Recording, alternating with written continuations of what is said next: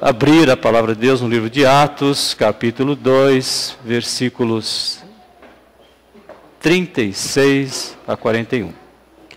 Livro de Atos dos Apóstolos, na verdade, Atos do Espírito Santo, capítulo 2, 36 a 41.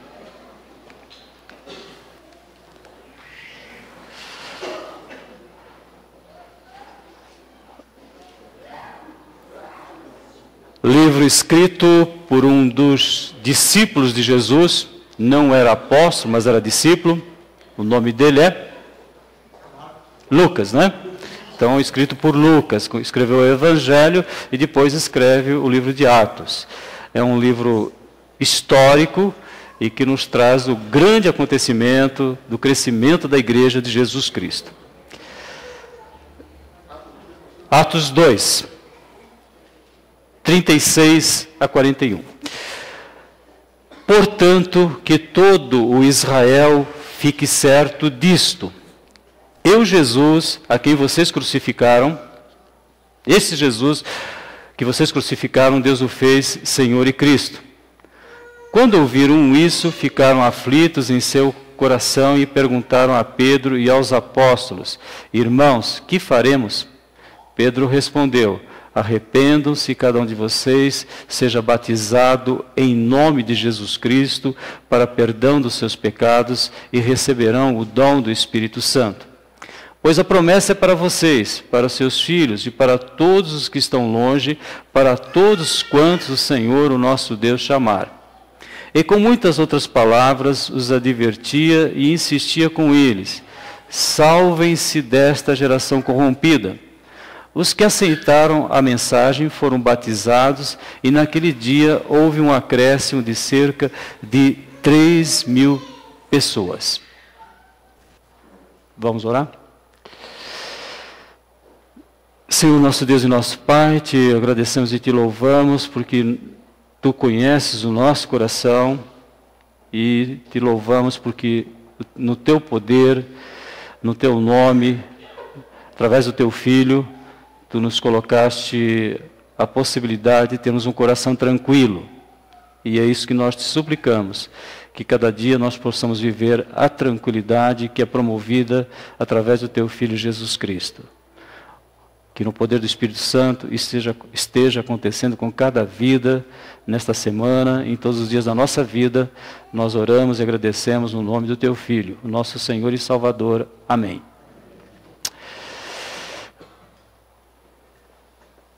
Coração tranquilo. Primeiro século, predomínio do Império Romano. Todos que tinham ido à festa da Páscoa foram para cumprir um dever religioso. Tinham o básico essencial para sobreviver como cidadãos deste mundo, porque muitos deles viajaram, e para viajar havia necessidade de recursos. Não tinham o que comer, tinham o vestuário, tinham o cotidiano. Mas todos nós reconhecemos que a subsistência básica da nossa existência não preenche o nosso coração. Por isso que, quando ouviram o que Pedro estava anunciando a respeito daquele que tinha passado 3 anos e meio ensinando, pregando, curando, fazendo muitos milagres, ensinando que através do teu poder nós conseguimos vencer, transpor montes, como nós cantamos, que são grandes dificuldades que acontecem nas nossas vidas, e a gente consegue vencê-las pelo poder de Jesus Cristo e no Espírito Santo. Então eles tinham essa experiência, mas ainda havia uma etapa importantíssima para que eles pudessem prosseguir. Por isso que, quando a mensagem foi anunciada, então Jesus ressuscita, 40 dias fica aqui na terra, sobe aos céus, passados 10 dias desce o o Espírito Santo. O Espírito Santo se manifesta de uma forma especial através dos discípulos. Eles conseguem pregar a mensagem num idioma que eles nunca tinham estudado nem aprendido, e a mensagem então alcança todas as pessoas que tinham vindo a Jerusalém. E agora nós estamos diante de uma realidade universal. Portanto, que todo Israel fique certo disto. Este Jesus que vocês crucificaram, Deus o fez Senhor e Cristo. Dois aspectos fundamentais da nossa vida. Jesus Cristo é Senhor. Jesus Cristo é o Cristo. Quando você pensa no Senhor, é a necessidade que todo ser humano tem de estar em dependência em relação a alguém que é maior e que não pode ser você. Então nós precisamos, todo ser humano sem exceção, ele precisa de alguém que consegue superar todas as ansiedades, todas as questões da nossa vida, e ele quer que nós sejamos submissos a ele. Então é possível você ter alguém em relação a quem você pode depender totalmente, que você pode obedecer em todas as circunstâncias. Essa pessoa é Jesus. Você fala assim, mas eu posso obedecer totalmente o meu presidente, o meu pai e minha mãe? Às vezes não. Eu não vou contra eles, mas às vezes eu não vou obedecer. Alguns de nós aqui, se quiséssemos obedecer aos nossos pais, nós não estaríamos aqui no nome de Jesus, né? Então a obediência é algo fundamental na vida do ser humano, mas como e a quem obedecer? Então eles tinham agora uma mensagem: olha, vocês têm alguém que vocês podem obedecer sem nenhum medo, sem nenhuma restrição, porque ele é perfeito. E ele é o Cristo. E que, como Cristo, a palavra significa aquele que veio de Deus com uma missão, e nós sabemos que a missão de Jesus é a missão de morrer em nosso lugar, para que nós pudéssemos ter os nossos pecados perdoados e termos direito à vida eterna. Mas essa mensagem alcança corações, e o texto diz que quando eles ouviram falar de que é possível você ter alguém que é Senhor da tua vida, sem restrições, sem nenhum medo, que é possível você ter alguém que vai fazer tudo o que é possível fazer por você, através do poder do Deus onipotente, do Deus magnífico, do Deus que tem condições de cuidar de nós perfeitamente. Então, eles, quando ouviram isso, eles ficaram aflitos em seu coração. Então, aqui nós sabemos que a aflição atinge o coração de todas as pessoas. Será que todo mundo passa por algum momento de aflição? Todo mundo sabe disso. A palavra de Deus, ela nos dá duas questões fundamentais da nossa aflição. A primeira é a eternidade. Não há ninguém na face da terra, por mais ateu que seja, por mais materialista que professe, que não seja alcançado pela questão de ter sido feito a imagem e semelhança de Deus. E quando Deus nos fez, Ele imprimiu em nós o quê? Eternidade. Mas nós perdemos essa eternidade por causa do pecado. Então é preciso que seja resgatada. Então isso aflige o ser humano. Se você puder entrar em contato com informações a respeito de personagens muito importantes da nossa história, que chegaram às vezes a 70, 80, 90 anos, você vai ver que todos aqueles que não tinham a sua eternidade resolvida, grandes escritores, grandes estadistas, grandes psicoterapeutas, que escreveram coisas muito tristes a respeito do final das suas vidas, porque eles não estavam bem resolvidos na questão da eternidade. Então a eternidade aflige todo ser humano. Por isso que em qualquer lugar que você for, por mais escondido do mundo, por mais primitiva que seja a civilização, você vai ver que as pessoas estão lá buscando a eternidade. Então a grande aflição que o povo estava sentindo, não é porque tinha falta de comida, talvez nem fosse por causa de estarem oprimidos pelo Império Romano, é que eles precisavam de eternidade. Nosso coração está tranquilo em relação à eternidade? Amém, né? Que bom você saber que Cristo morreu para você viver eternamente com Ele, nos ressuscitou com Cristo para nos assentarmos nos lugares celestiais em Cristo. Então, esse texto mostra para nós algo muito importante, um marco fundamental na história da humanidade. Nós podemos dizer que na questão da igreja, quando Jesus disse, tu és Pedro e sobre esta pedra edificarei a minha igreja, as portas do inferno não prevalecerão, ou seja, as portas não vão continuar fechadas, nós vamos continuar tirando vidas dessa geração perversa na qual nós vivemos, então as portas não vão prevalecer, elas vão ter que se abrir para almas serem resgatadas. Um dia Jesus me tirou desse inferno, Jesus tirou vocês desse inferno, e agora nós fazemos parte dessa igreja, que é a igreja de Jesus Cristo. Então, esse texto está no momento em que vocês têm a origem da igreja, como nós temos no modelo de hoje. Porque ali quantas pessoas se converteram? 3.000 pessoas. Aí vocês têm a primeira igreja da história da humanidade, na verdade, que é a igreja de Jerusalém. E que Jesus já havia profetizado, já havia anunciado, olha, vocês não saiam de Jerusalém até que vocês recebam o poder do Espírito Santo. E ao receber o poder do Espírito Santo, vocês vão ver um grande acontecimento, o acontecimento que resolve a maior questão da nossa vida aqui na Terra, que é podermos ter a eternidade resolvida. E junto com a eternidade a questão da consciência, né? A Bíblia diz que Deus colocou consciência em você, e não adianta você negar o seu passado, não adianta você negar o que você fez errado, que a tua consciência te acusa. Concorda ou não? Por mais que você queira, você não consegue fugir da sua consciência. Mas quando nós lemos esse texto, Pedro respondeu para aqueles corações que estavam aflitos e que agora podiam ficar tranquilos. Arrependam-se e cada um de vocês seja batizado em nome de Jesus Cristo para perdão dos seus pecados. Então, quando Jesus morre, Ele ressuscita, Ele manda o Espírito Santo com uma mensagem para que as pessoas se arrependam. Ele já tinha dito, já tinha nos falado muito a respeito desse arrependimento. Ele já tinha ensinado que era necessário, na escola bíblica dominical, nós terminamos hoje o Evangelho de Marcos, né? E é interessante se você pudesse sintetizar o Evangelho de Marcos. Evangelho, vamos ver, o que significa Evangelho? Boas notícias, boas novas. E qual é o conteúdo do Evangelho? Arrependei-vos e crede no Senhor Jesus. Então a mensagem. Então a palavra significa boas notícias. Olha, no mundo que nós vivemos, onde que você vai encontrar boas notícias? Tá certo que esses dias nós conseguimos ter umas boas notícias aí, né? No nosso país, mas não é muito fácil, né? Demorou, né, para chegar a notícia, para a gente entrar em contato com a notícia boa. Mas o que acontece? O mundo precisa do Evangelho. Então o Evangelho, boas notícias. Agora, o que o Evangelho, o que é Evangelho na minha vida? É eu crer. Então, o pacote de Deus, o pacote perfeito do arrependimento, Deus fez com que eu pudesse entender, na carta aos Romanos, Deus fala que o arrependimento vem de Deus. Estamos cansados de saber disso, né? E tem gente que acha que ele se arrepende.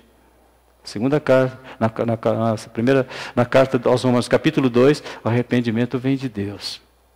E a fé vem pelo ouvir a palavra. Então, nem o arrependimento é nosso, nem a fé é nossa. Vieram de Deus.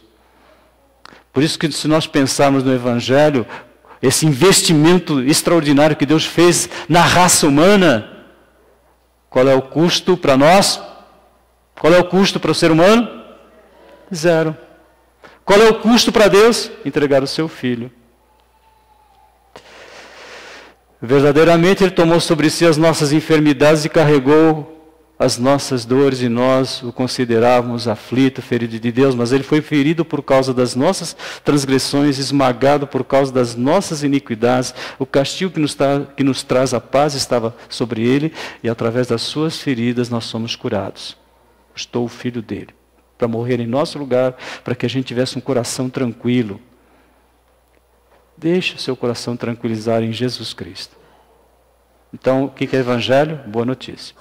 Como é que ele acontece na nossa vida? Crer, arrependimento e crer. Fé. E o que ele produz? Poder de Deus. Então agora eu vivo no poder de Deus. Não preciso ter medo de ninguém. Não preciso ter medo de nada. Não preciso provar nada para ninguém. É legal, né? Você não precisa provar nada para ninguém. Tanto é que o Evangelho sempre foi fundamentado no quê? No poder do Espírito Santo, no poder da oração. Você nunca vai ver o Evangelho usando força humana. Porque Zacarias já tinha nos ensinado, né? O Espírito Santo, através de Zacarias, o que ele fala? Não é por força nem por violência, mas pelo meu Espírito, diz o Senhor. Então não preciso temer nada. Eu sei que eu vou vencer a minha vida aqui na terra e depois o céu, tudo no poder do Espírito Santo. Então nós estamos hoje no grande marco da história da humanidade, em que agora, espiritualmente, eu não preciso mais ter medo da solidão. Todos vocês já experimentaram o que é solidão? Ficar longe, às vezes, de uma pessoa da família, né? O Renan estava compartilhando hoje que ele está numa zona rural, dando aula lá, e falou, eu aprendi muita coisa, ficar sozinho lá no meio do mato, né? É no meio do mato mesmo, numa fazenda. Solidão é terrível, longe da mãe, né? Longe do pai, longe da família. Agora, a pior solidão que tem, você sabe qual é? É a solidão espiritual. E dessa nós não precisamos mais sofrer. Porque agora nós temos o quê? Jesus, e temos só Jesus na minha vida, eu consigo viver uma vida com qualidade aqui na terra? O que Jesus disse? Vocês têm que fazer parte da minha igreja. Vocês podem ver que o culto de hoje está falando de igreja para nós. Os hinos que nós cantamos, né? Ajuntamento e depois outro. Igreja, porque vocês estão vendo aqui, os que aceitaram a mensagem foram batizados e naquele dia houve um acréscimo de cerca de 3.000 almas. 3.000 almas. Não há mais necessidade de você caminhar sozinho na vida espiritual. Sabe, mas na vida profissional tem várias pessoas que trabalham comigo. Na minha família, então, quando a gente faz aniversário, a gente consegue reunir muitas pessoas, né? Agora, um jogo da Copa, eu consigo ir na casa de um amigo e a gente fica lá, todo mundo assistindo junto. Mas nada disso preenche o coração do ser humano. O coração do ser humano só fica bem quando ele tem Jesus no coração e quando ele entende que ele precisa estar na igreja de Jesus. Salmo 27, Salmo 122, Salmo 84, fala dessas verdades imprescindíveis para o bom cuidado com o nosso coração. Coração tranquilo. Já pensou ter um coração tranquilo em pleno século 21? Mas é isso que Deus está querendo que nós entendamos, né? Para isso que Ele falou que veio o arrependimento, né? O arrependimento, Romanos capítulo 2, versículo 4, vocês não se esqueçam, fala que o arrependimento vem de Deus, né? A tristeza e o vazio que todo ser humano sente, nós sabemos que é para que a gente possa crescer e a partir de hoje, mais do que nunca, seguir a prescrição que cura, que resolve a nossa vida. Arrependei-vos e cada um de vós seja batizado no nome de Jesus Cristo. A palavra batismo aí você pode relacionar com crer, porque ir por todo mundo pregar o Evangelho e todo aquele que crer deve ser batizado. Então, quando a pessoa crê, ela quer batizar. Quando ela começa a entender, né? Às vezes nós temos certas resistências da nossa cultura, da nossa tradição religiosa, às vezes é o pai, a mãe, a família, que às vezes fazem com que a gente fique resistindo, né, ao batismo, apesar de já crer. Mas a gente sabe que mais cedo ou mais tarde, aquela pessoa vai aceitar essa mensagem tão simples, que é a mensagem de salvação e que tinha 2 palavras: arrependei-vos e crede no Evangelho. Tão simples, né? Arrependei-vos e crede no Evangelho. O arrependimento, Deus que providencia para todos os seres humanos. Porque o Espírito Santo convence todas as pessoas do pecado, da justiça e do juízo. Então ninguém tem desculpa. A fé vem de Deus, né? Então as pessoas só não vão ser salvas se não quiserem. Então a mensagem que nós temos para transmitir a esse mundo é uma mensagem realmente de poder, é uma mensagem de uma geração nova, né? Nós somos uma geração nova. Ele fala assim, olha, salvai-vos dessa geração perversa. O que é a geração perversa? É o mundo com o seu cotidiano, é o mundo com os seus costumes, é o mundo com os meios de comunicação que muitas vezes querem nos conduzir para que todos nós façamos as mesmas coisas, é o mundo que quer nos corromper na vida moral, na vida ética, na vida pessoal, na pureza. Quantas coisas existem neste mundo e que nós podemos ser salvos dela quando você crê em Jesus. Então foi a orientação que o Espírito Santo colocou no coração de Pedro. E é o que eu tenho que dizer para as pessoas. Olha, saiam desse mundo. né? Vocês não são deste mundo, não precisa ser desse mundo. A gente vai continuar andando nesse mundo até o dia que Deus quiser, mas a gente não precisa viver os valores deles. Os valores que as redes de televisão querem fazer com que a gente... né? É assustador o que estão fazendo com o álcool na nossa sociedade brasileira, né? Então, orem, supliquem a Deus, Senhor, faça com que haja medidas que impeçam que o álcool seja colocado em qualquer hora do dia. Crianças de 0 a 100 anos sendo ensinadas que beber é normal. Então nós sabemos que é possível sair disso, porque você tem um Deus que cuida de você, um Deus que diz assim: mas vós sois a geração eleita, o sacerdócio real. Então temos uma missão, a missão de intercessão. O que é ser sacerdote? É ser um intercessor. É você ver alguém que está caminhando para a perdição e você orar. É você encontrar alguém na rua, um amigo. É você ver alguém que está largado na sarjeta, alguém que está pedindo alguma coisa para você e falar: deixa eu orar por essa pessoa, deixa eu socorrer na medida que eu posso essa pessoa. Então você faz o que você puder, o que tiver no teu alcance, e você suplica a Deus para que aquela vida... Então você está fazendo um papel sacerdotal. O papel sacerdotal é o papel de interceder. Quando você olha para a tua esposa, você vê que ela está triste, você ora por ela, você está fazendo o papel de sacerdote. Então hoje nós somos a geração eleita, o sacerdócio real. Então é o papel mais comum, mais universal que o ser humano pode exercer, ser sacerdote. Basta ter compreensão de que ele é. Não precisa ser nenhuma pessoa com muita informação. Basta de saber que ele é um sacerdote. Então o que nós somos? Sacerdotes. Então geração eleita. Fomos gerados de novo. Ficamos salvos dessa geração perversa e corrompida que quer nos levar para um caminho de insatisfação, de tristeza, e que certamente vai fazer com que lá na frente a gente tenha não um arrependimento, um remorso, porque o arrependimento verdadeiro, ele tem poder de evitar que eu chegue nessa situação. Então, coração tranquilo. Nós vamos suplicar que Deus faça com que a gente saia daqui com um coração tranquilo. Por quê? Porque eu estou perdoado, porque eu não estou sozinho, eu faço parte de uma igreja, a Igreja de Jesus Cristo, uma igreja local, uma igreja universal, todos aqueles que já creram e que já estão com o Senhor, todos aqueles que creem que somos nós hoje, aqueles que vão crer ainda, e que nós somos sacerdotes. Então nós fazemos parte hoje de uma nova geração. Quando você pensa em nova geração, você pensa em ser útil, utilidade. A palavra geração significa agora você tem um novo caminho para seguir, uma nova função para exercer, você tem uma missão para cumprir agora. Isso é muito bom, né? Então, a nova geração. Então, eles estavam entendendo isso.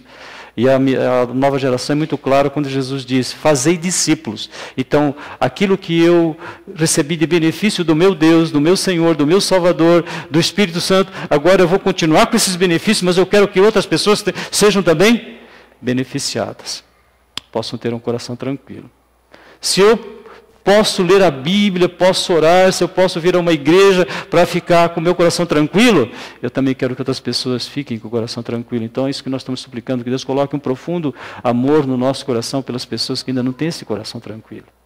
E nós sabemos que existe uma palavra de Deus que Ele quer que todos sejam salvos. Então nós temos a missão de pregar para todos. Nós sabemos que nem todos vão aceitar, né? Jesus até salientou que o rebanho é pequeno, né? Comparado com os 7 bilhões de pessoas que tem na Terra, vocês sabem quanto que nós somos? Não chegamos a 1 bilhão de pessoas que creem em Jesus, do jeito que der certo, do jeito que é correto, né? Então, agora nós somos a geração eleita, o sacerdócio real, povo de Deus, né? Que bom, né? No Antigo Testamento eles não usavam a expressão igreja, usavam a expressão povo. Não é? Então eles eram um povo de Deus. Agora nós somos povo, somos igreja, somos família, somos o edifício de Deus, não é? Então nós somos aquilo que Deus quer que nós sejamos, é que nós sejamos pessoas que vivam com o coração tranquilo. Tranquilize o seu coração, né? Eles ficaram aflitos com a mensagem que estava sendo pregada, que eles agora precisavam decidir em relação a Jesus, mas hoje nós podemos ver um coração tranquilo, né? E a Bíblia nos ensina que do coração procedem todas as fontes da vida. Então você tem que cuidar bem do coração. E se o coração não for orientado pela palavra, se o coração não for assistido pela oração, se o coração não estiver debaixo da assistência da igreja, o que acontece? Ele vai nos enganar tantas vezes, mas tantas vezes. Quem fala isso? Jeremias, né? Como o nosso coração nos engana se ele não estiver subordinado, coordenado, submisso à palavra, à oração e à igreja de Jesus. Então a gente se engana muitas vezes, mas não é necessário viver essa situação. Então nós vamos agradecer a Deus porque hoje nós estamos juntos para comemorar, de certa forma, a igreja. 3.000 almas, né? Mais os 120 que estavam reunidos ali, 3.120, né? Aproximadamente 3.000. Depois, mais para frente, a Bíblia vai falar que já eram 5.000. E hoje nós somos quase 1 bilhão de pessoas que creem em Jesus como o único e suficiente Salvador das suas vidas. Amém? Como é que o jovem... A Bíblia chama de jovem todas as pessoas, né? Como é que o jovem purifica o seu caminho? O seu coração? Observando a palavra. Como é que o nosso caminho é purificado? Pela palavra. Então, o coração e o caminho sendo purificados pela palavra, né? Então, como é que o nosso coração fica tranquilo? Quando nós confessamos os nossos pecados, né? As nossas fragilidades. E reconhecemos que o nosso Deus é um Deus que manda que nós sejamos pessoas que não tenham temor, né? Deus não nos deu um coração de medo, mas de coragem, de moderação e de amor, para a gente poder viver esta semana. Coração tranquilo, vamos pedir a Deus que Ele faça com que cada um de nós aceite, sem restrição nenhuma, Jesus é Senhor. Não vou mandar em nada na minha vida, quem vai mandar na minha vida é o Senhor. Não vou tomar nenhuma decisão por conta pessoal. É Jesus, é o Senhor, é a palavra, é a oração. É o compartilhar. Às vezes o compartilhar com o irmão nos faz tão bem, não faz? Tiago chega a dizer, confessai as vossas necessidades uns aos outros, orai uns pelos outros para seres curados. Então nós vivemos hoje essa comunhão. Ou seja, não há necessidade de viver na solidão espiritual. Que é a pior solidão que o ser humano pode ter. Concordam? Então vamos agradecer e vamos orar, depois vamos cantar o último hino e depois estaremos nos despedindo. Senhor, nosso Deus e nosso Pai, te agradecemos por esse registro histórico da Tua Palavra que nos fala como o Espírito Santo atuou de tal forma naquela multidão, através do Teu servo que pregou esta mensagem de arrependimento e de fé em Jesus Cristo, e anunciando que o ser humano que precisa de um Senhor, mas que seja um Senhor perfeito. E nós te louvamos, Senhor, porque através do Teu Filho nós estamos debaixo do senhorio de Jesus.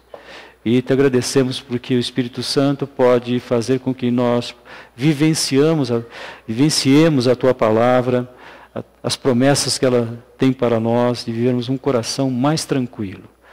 Te agradecemos pela Tua Palavra que purifica o nosso coração. Te agradecemos que a Tua Palavra diz que bem-aventurados os limpos de coração, porque estarão te vendo, Senhor. Então é isso que nós queremos, que Tu purifiques a cada momento o nosso coração, para que a gente possa sentir muito mais intensamente a Tua presença nas nossas vidas. Porque bem-aventurados os limpos de coração, porque verão a Deus. Oramos, agradecemos, porque tudo é perfeito através do Teu Filho e pelo poder do Espírito Santo. E oramos agradecidos a Ti, no nome de Jesus Cristo, nosso Senhor e Salvador. Amém. Nós vamos cantar o hino 314.